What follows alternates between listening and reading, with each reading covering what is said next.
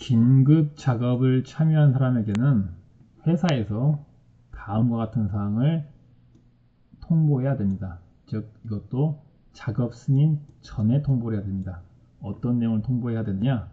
이 긴급 작업의 목적은 무엇이고 이 작업으로 인해 너가 받을 수 있는 피폭량은 얼마이다.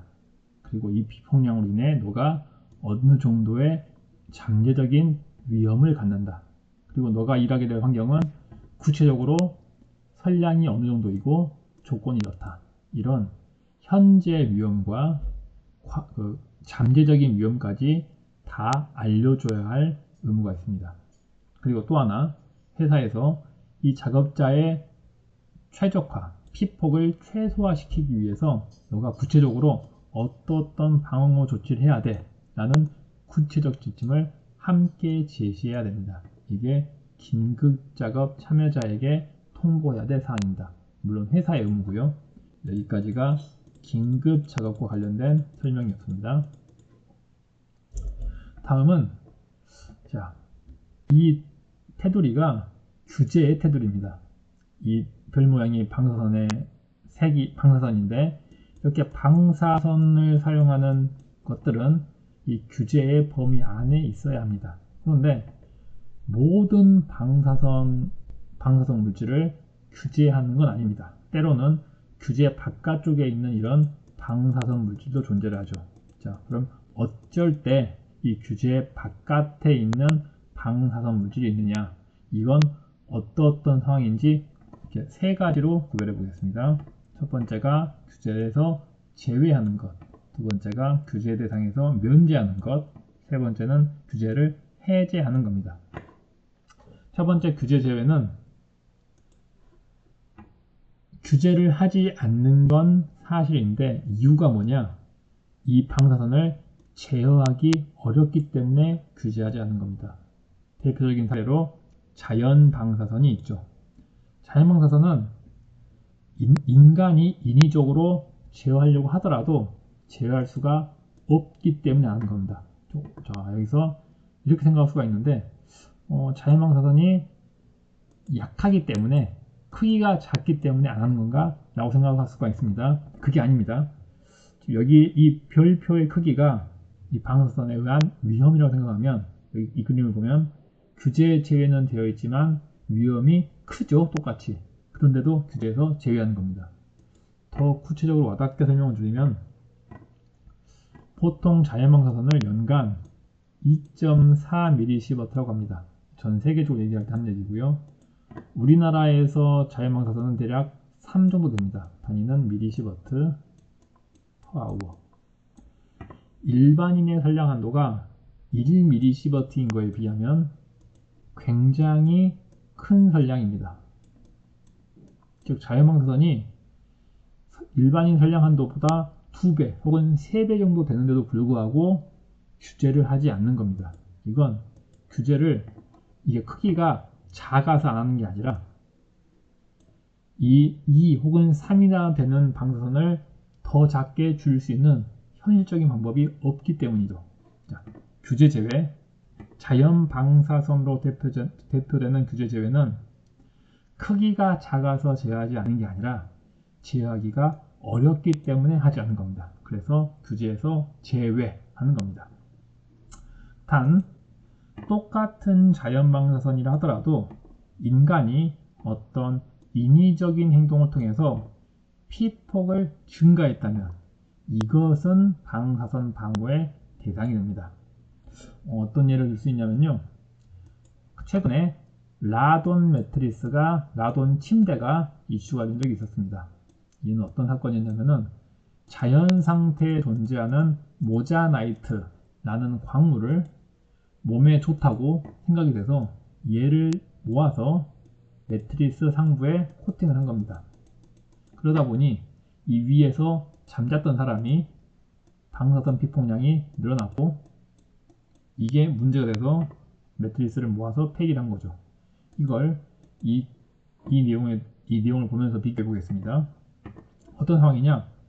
자연 방사선이었던 이 모자나이트를 인간이 모아서 침대를 만드는 인위적인 행동을 통해서 여기에서 잠자는 사람의 피폭량을, 라돈에 의한 피폭량을 증가시켰기 때문에, 그래서 이 모자나이트로 만든 매트리스, 여기서 잠자는 행동이 방사선 방호의 대상이 된 겁니다. 그래서 이 매트리스를 모아서 버리는 걸로 결론이 났죠. 또 다른 예는 여객기 승무원.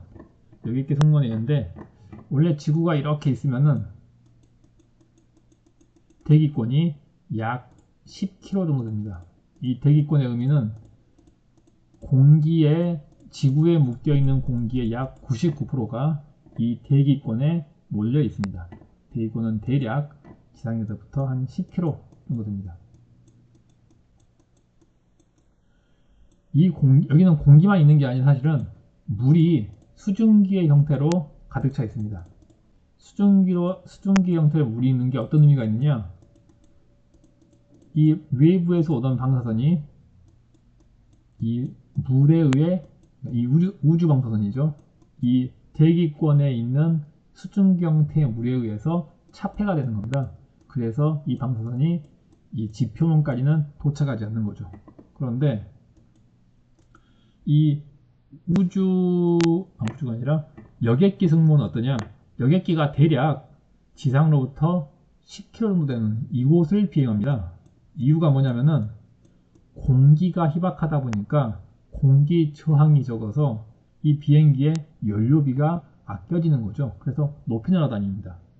그러니까 이 대기권에 포함된 수증기, 이걸로 인한 방사선 차폐체를 벗어난 위쪽에서 비행기를 운전하다 보니 이 비행기 승무원은 방사선을 더 많이 맞게 되겠죠. 여기서 방사선은 우주 방사선을 의미합니다. 자, 여객기 방사선은 원래 자연 방사선이던 우주 방사선을 이 지상 10km까지 비행기를 올려서 비행하는 이런 인위적인 행동을 통해서 여객기 승무원의 피폭량이 증가했죠. 그러니까 이 여객기 승무원은 방사선 방호의 대상이 되는 겁니다. 물론 현실적으로 이 비행기를 차폐할 수가 없기 때문에 지금 사용하고 있는 방사선 방호의 방법은 각 항로별로 한번 여기 한국에서 말레이시아에 가면은 비행시간 4시간, 이 경우에 피폭량 얼마, 이런 식으로 이 항로별 피폭설량과 이 승무원의 비행시간을 고려해서 이 비행 스케줄을 짜는 방법을 통해서 이 승무원의 방사선 피폭량을 제어하는 걸로 알고 있습니다. 즉 여객기 승무원도 방호의 대상이다. 비록 자연 방사선이 할지라도. 탄광 근로자는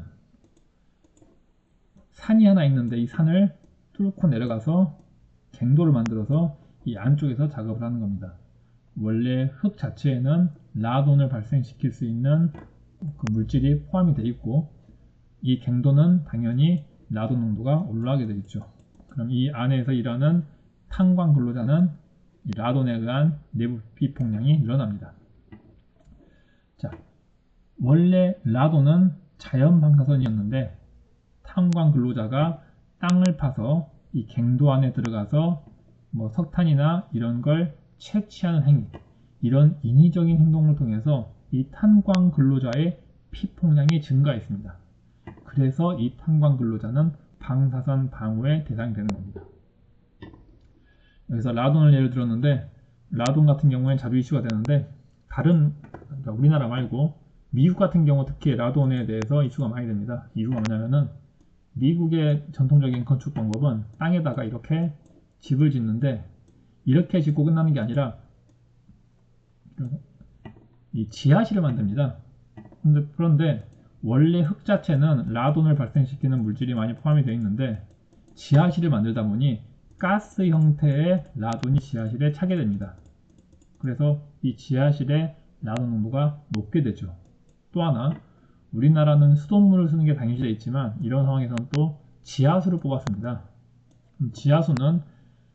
지하수는 땅 속에 있을 때 라돈이 많이 녹아 있다가 땅 밖으로 나와서 이 배출되는 순간 물 안에 있는 라돈이 이 방 안으로 벗어나서 이 방안의 라돈 농도를 높이게 합니다. 이처럼 원래 땅 속에 있는 라돈은 자연방사선인데 인간이 지하실을 만들고 지하수를 꺼내 쓰는 인위적인 행동을 통해서 이 건물 안에 사는 사람의 피폭이 증가하게 된 거죠. 이래서 방사선 방호의 대상이 되는 겁니다. 우리나라 건축 구조에서는 아파트처럼 환기를 자주 시키는 건축물은 라돈 농도가 낮게 나오지만 단독주택처럼 창호가 잘 발달하지 않은 그런 건축물, 그런 경우에는 환기를 잘 시키지 않기 때문에 라돈 농도가 높아집니다. 왜 높아지느냐?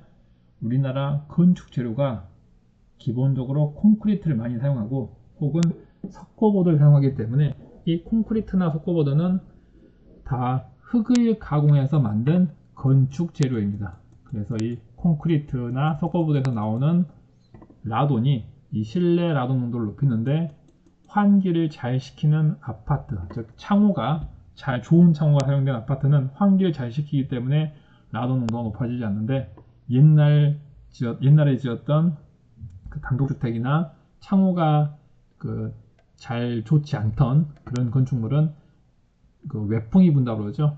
외풍 때문에 창문을 잘 열지 않아서 환기를 시키지 않아서 라돈 농도가 높아지는 경우가 있습니다. 이거 역시나 땅 속에 있던 흙을 굳이 콘크리트 구조물 혹은 석고보드라는 형태로 인간이 건축물 사용을 해서 이 건축물에 사는 사람에 대한 피폭량이 증가했기 때문에 이 행위가 방사선 방호의 대상이 되는 겁니다. 여기까지 설명한 게 자연 방사선으로 대표되는 규제 제외. 규제를 제외하는 이유는 작기 때문이 아니라 제어하기 어렵기 때문에. 다음 규제 면제. 이건 작아서 제외하는 겁니다. 방사선 농도가 낮거나 위험도가 낮아서 규제 대상에서 제외하는 것이 오히려 합리적일 경우에, 즉 규제를 하더라도 실질적인 피폭 저감이 거의 없는 경우, 자, 이 정도 크기의 위험은 규제를 하는데 이렇게 작은 건 굳이 행정 비용이나 행정 인력을 사용해서 규제하더라도 실질적인 위험도가 별로 줄어들 게 없을 때, 워낙 작아서 이럴 때 아예 면제하는 겁니다. 규제 제외와 규제 면제는 아예 처음부터 규제하지 않는 것. 반면에 규제 해제는 원래 위험이 커서 규제의 대상이었습니다. 그런데 방사성 물질의 특성은 반감기가 지날 때마다 세기가 절반으로 줄어듭니다. 즉 사용하다 보니 이 농도나 수량이 감소해서 규제하지 않아도 될 정도로 작아진 거죠. 그래서 규제를 해제시키는 겁니다. 자, 규제 해제는 처음에 규제 범위에 포함되어 있다가 위험성이 감소해서 규제하지 않는 것, 그게 규제 해제입니다. 규제 제외와 면제 그리고 해제, 이 세 가지를 구별해서 기억하시기 바랍니다.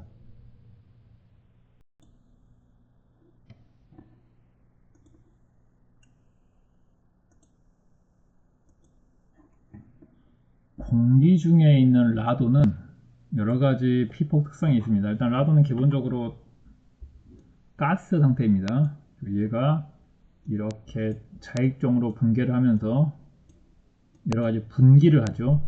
분기라는 의미는 한 줄로 쭉 가는 게 아니라 이렇게 가지쳐서 이렇게 분기할 수도 있고, 이렇게 분기하다가 이렇게 분기할 수도 있고, 이렇게 다양한 길로 분기할 수 있다는 의미입니다.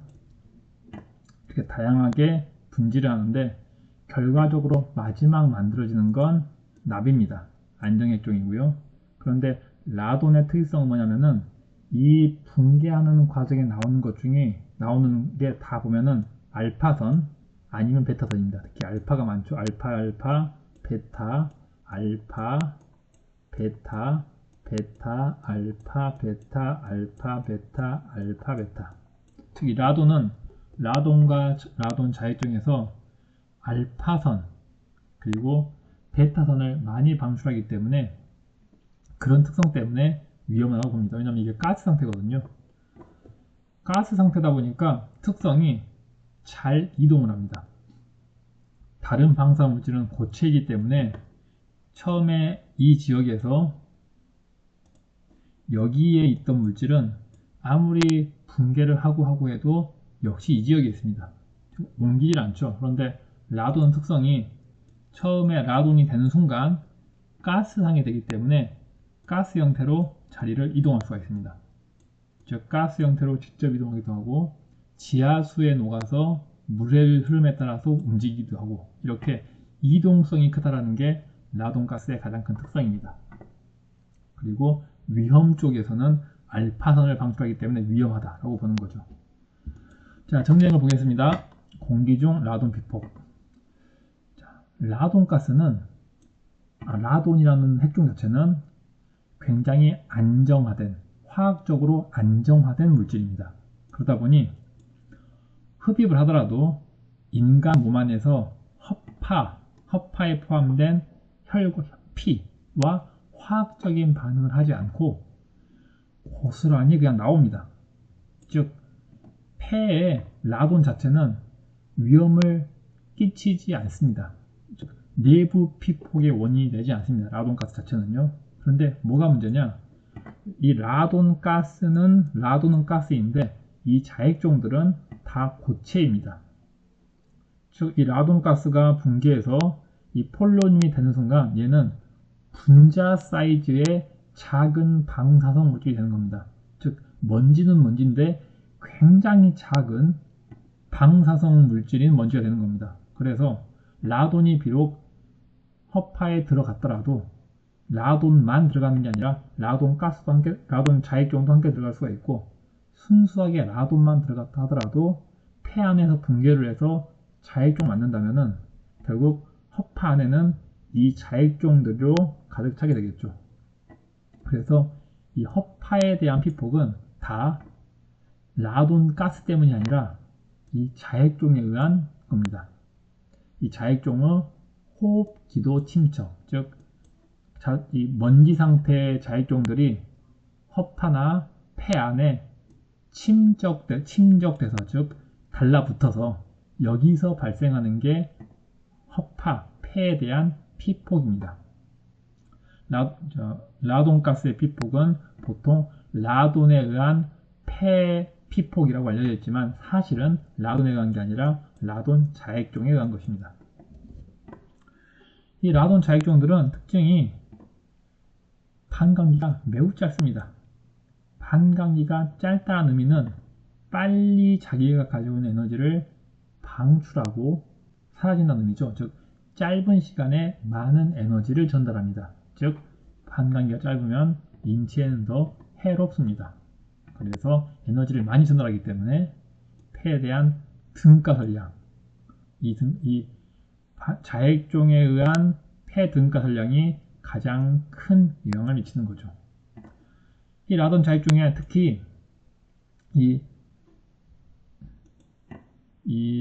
첫 번째 자액종, 얘와 두 번째 자액종, 둘 다 폴로늄인데 얘들이 둘 다 알파를 방출합니다. 그리고 방광기도 짧죠.